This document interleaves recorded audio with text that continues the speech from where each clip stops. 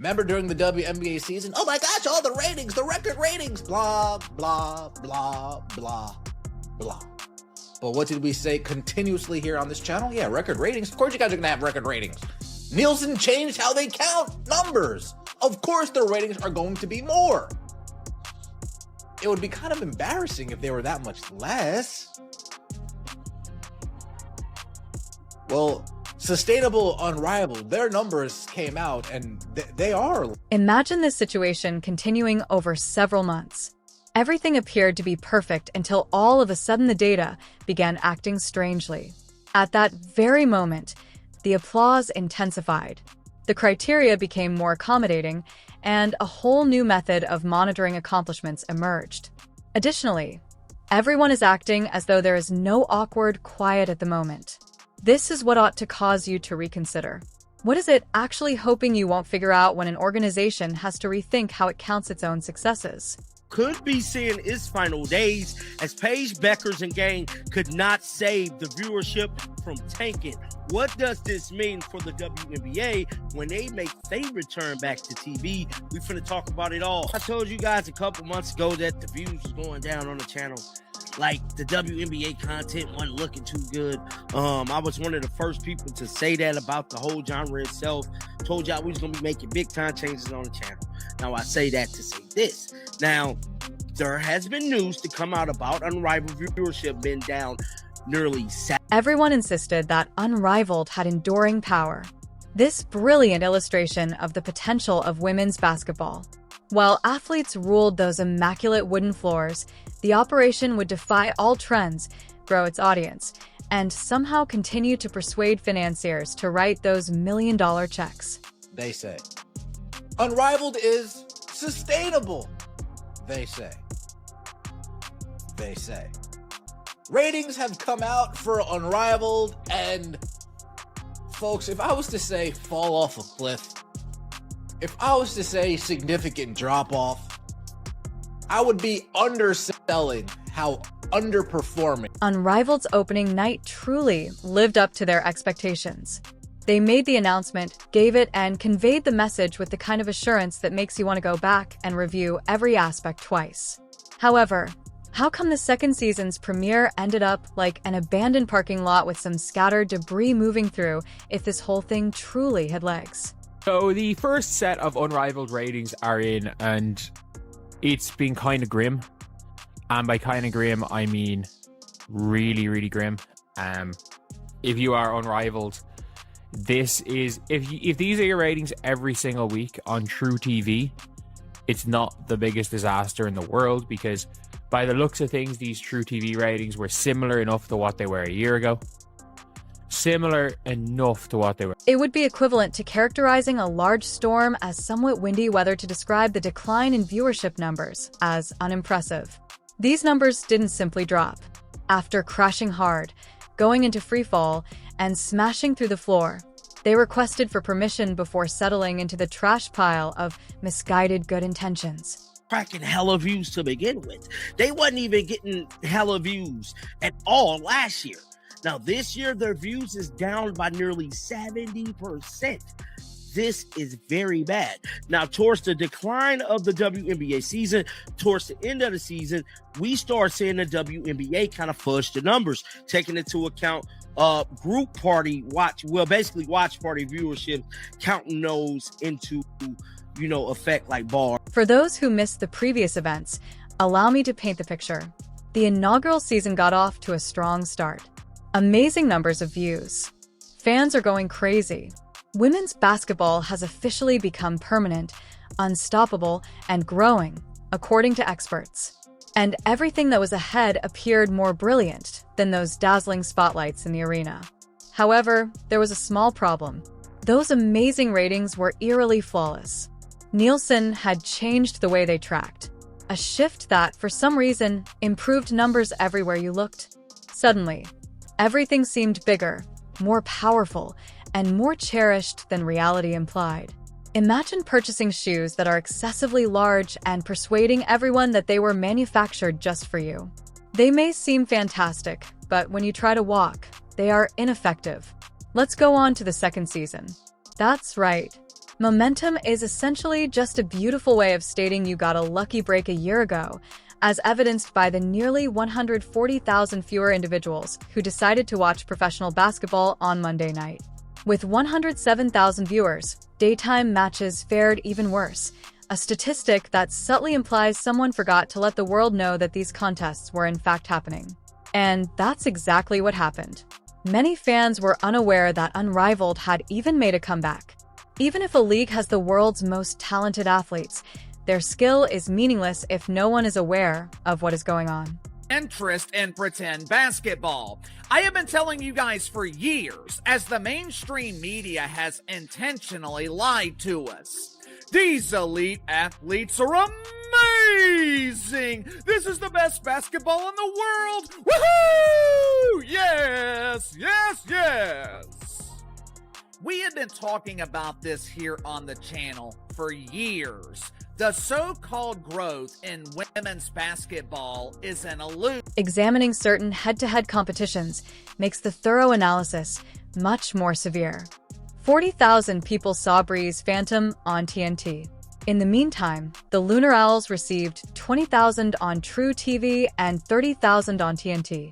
When combined, a single matchup in that critical 18 to 49 age bracket hardly surpassed 50,000. Comparable competitions from the previous season reached between 90,000 and 100,000 viewers on TNT alone before being multiplied across all networks. What appeared to be an unstoppable movement turned into a cautionary tale about how quickly excitement fades when reality sets in within a year. Networks attempting to control lucrative contracts or make larger investments in marketing and promotional initiatives are increasingly examining spreadsheets that resemble unsatisfactory social media posts. Overall viewership is well below projections. Afternoon audiences hardly register, and peak viewing hours are shrinking. The fact that the Rose and Lunar Owls on the primetime slot on TNT had, I don't think this is 40,000 viewers. Because I think this is the NA is the actual viewer. I think this is like the ratings numbers. I think this is in and around 100,000 viewers, which isn't good. Last year it was, am I right in saying last year? Was last year at 1.0? No, last year was 0.1. The truth is as painful as witnessing someone collapse in front of the camera during a live broadcast. Let's get back to reality. Let's return to the laws of physics. Going back to the fundamental realization that no amount of sustainable marketing will conceal the audience's disappearance. Publicity, or the lack thereof, is largely to blame for this catastrophe. Excitement on social media, strategic marketing strategies, and the belief that this was a must-watch season all contributed to the first season's success. However, the second season arrived with all the pomp of a thunderstorm. There was no significant reminder, information, or encouragement given to supporters. You could present the argument that the league's management utterly neglected to inform their own viewers that anything was going on. To make problems worse, the rating process was meant to help. Before the end of 2025, Nielsen will switch to a comprehensive data plus panel system. Combining conventional tracking with streaming data from other sources, linked televisions, and essentially any other information stream accessible for the majority of sporting games. This method inflates statistics, turns underwhelming shows into seemingly huge hits, and gives networks the kind of information that makes advertisers very happy. The initial unparalleled results indicated that this would be beneficial. Are not good for season 2, that is, which is certainly no cause for celebration, but is cause for concern. When I say the first part, it's because I guarantee you there are going to be a lot of people racing to like rub it in and do like a and I'm rooting for Unrivaled success. I like the idea, the concept, the mission statement, and all of those things, but you also have to deal with the reality. However, even with this impending boost, Unrivaled's audience numbers hardly showed any movement, and neither tracking panels nor connected television's extensive data could save a league that has virtually lost the viewership it said was the cornerstone of its sustainability claims. The contradiction is flawless. This league was founded as innovative, forward-thinking, and long-lasting. Even yet, it struggles to keep fans interested in its biggest contests. The data, which are brutally honest, paint a picture of overconfidence, poorly managed prolong, and a fan following that either lost interest or was unaware that there was a season to watch after this one. Financial backers, who are crucial to the development of any league, are undoubtedly doubting their commitment. These athletes are gifted, competent, and ferocious rivals. However, creating captivating sports entertainment requires more than simply skill. Marketing, audience participation, and presentation are all necessary for success. The league becomes an exceptional display of athleticism with viewership that wouldn't even fill a tiny portion of seats when supporters don't show up in significant numbers. It's similar like putting together an amazing feast for a restaurant that is absolutely empty. Great food, and a completely sustainable company model. Of course not when no one is placing an order. And I put this out on the Twitter, and I mean, hell, the tweet didn't even get that much interaction. Look, the Unrivaled League is in all kinds of damn trouble. They're in all kinds of trouble. Don't you find it odd that the league and... The obvious questions can no longer be disregarded. The severity of the situation is demonstrated by other comparisons. Opening night statistics for Unrivaled's first year exceeded 300,000 viewers. Prime time brings in 75,000 a season. 107,000 are managed during afternoon time slots. That decline is not gradual. It is enormous. Previously tuned-in supporters have vanished. Many were unaware that the season had resumed. The narrative of a long-term, growing league starts to resemble fiction written for press releases. Without record-breaking numbers, any league can endure, but without acknowledgement, engagement, or the feeling of that the public's awareness of its competitions is genuinely important. The true issue is that Unrivaled is still performing poorly despite the use of the most cutting-edge tracking technology available. A league that has lost viewers cannot be miraculously saved by Nielsen's extensive data plus panel methods, the same system that will increase ratings for almost every major sport. With one side significantly outnumbered, this turns into a mathematical problem. Theoretical supporters versus those who truly pay attention. Big data, smart TVs, and algorithms can be used to overcome this obstacle. However, the numbers remain negative when no one presses play. Starters, it's easy to show growth when you're growing from nothing to almost nothing. But people were not watching women's basketball. People were not paying $10 to be sedated while the Chicago Bravado airballed layups against the Las Vegas Anonymous Faces. Contrary to the prevailing narrative in the mainstream media, Angel Reese is not a draw. AJ Wilson. The obvious questions can no longer be disregarded. The severity of the situation is demonstrated by other comparisons. Opening night statistics for Unrivaled's first year exceeded 300,000 viewers. Prime time brings in 75,000 this season. 107,000 are managed during afternoon time slots. That decline is not gradual. It is enormous. Previously tuned-in supporters have vanished. Many were unaware that the season had resumed. The narrative of a long-term, growing league starts to resemble fiction written for press releases.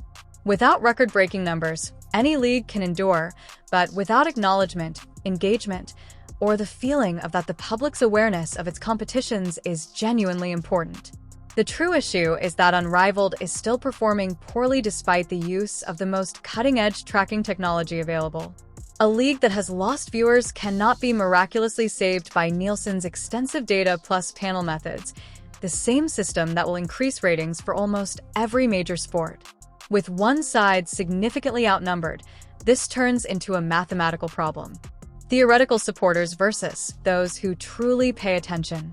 Big data, smart TVs, and algorithms can be used to overcome this obstacle. However, the numbers remain negative when no one presses play. Ratings are in to begin season 2, and they're not great. To be honest, what should have been kind of expected. This is the second season. You're probably going to peak at the first time you come out, which last year I believe they were in the 300s, if I'm not mistaken. I'm going to pull up the numbers in just a second. The Athletics' Ben Pickman put them out. Saw people talking about the key demo rating as well. That was like kind of some misinformation from folks that don't know how rating. Investors and league leadership will suffer greatly as a result of this circumstance. Strength in negotiations vanishes. Significant changes must be made to strategic planning, and all presumptions of consistent viewing must be thoroughly reevaluated. It is impossible to create momentum. An audience that remains aware and actively involved cannot be replaced by publicity alone, and excitement cannot be created instantaneously. Amazing talent, athletic prowess, and exciting competitions might make for an unparalleled second season. However, the harsh reality is still that talent alone is insufficient for leagues to succeed. People packing places, viewers watching screens, and social media activity that sustains conversations are all necessary for success, far beyond the broadcast itself. The Unrivaled second season story ultimately serves as a cautionary tale about marketing, presumptions, and the distance between a successful debut and long-term success. Even the most advanced tracking technologies are unable to generate an audience that isn't watching, as seen by the decline in viewership and the halt in momentum. Supporters are crucial. Acknowledgement is essential, and sustainability must eventually be a quantifiable result rather than merely a marketing pledge. Unrivaled may carry on, but its claim to be a long-lasting, self-sufficient league is seriously questioned. This league runs the risk of being known more for unfulfilled expectations than for exceptional basketball if major reforms are not made. It is impossible to overstate the difficulties, or lack thereof, in promoting unmatched competitions. Because everyone was aware of its existence, the first season was successful. Every shot, slam dunk, and last-second goal was magnified on social media, and even infrequent spectators were intrigued enough to watch it. The entire narrative is undermined by the ridiculousness of technology.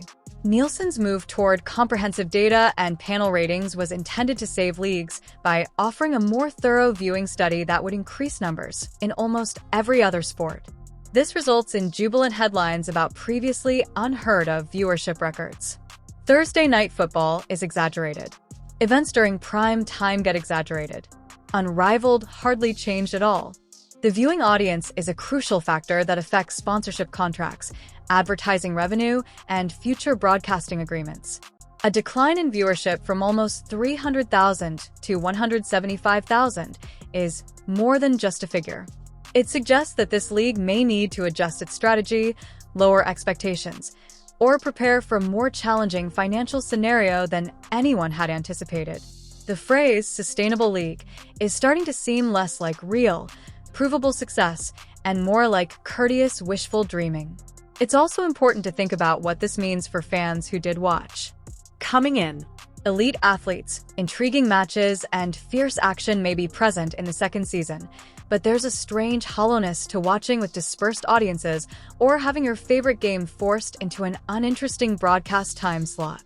When viewership has drastically decreased, the excitement that propels live sports, expert analysis, fan reactions, and social debates simply cannot exist.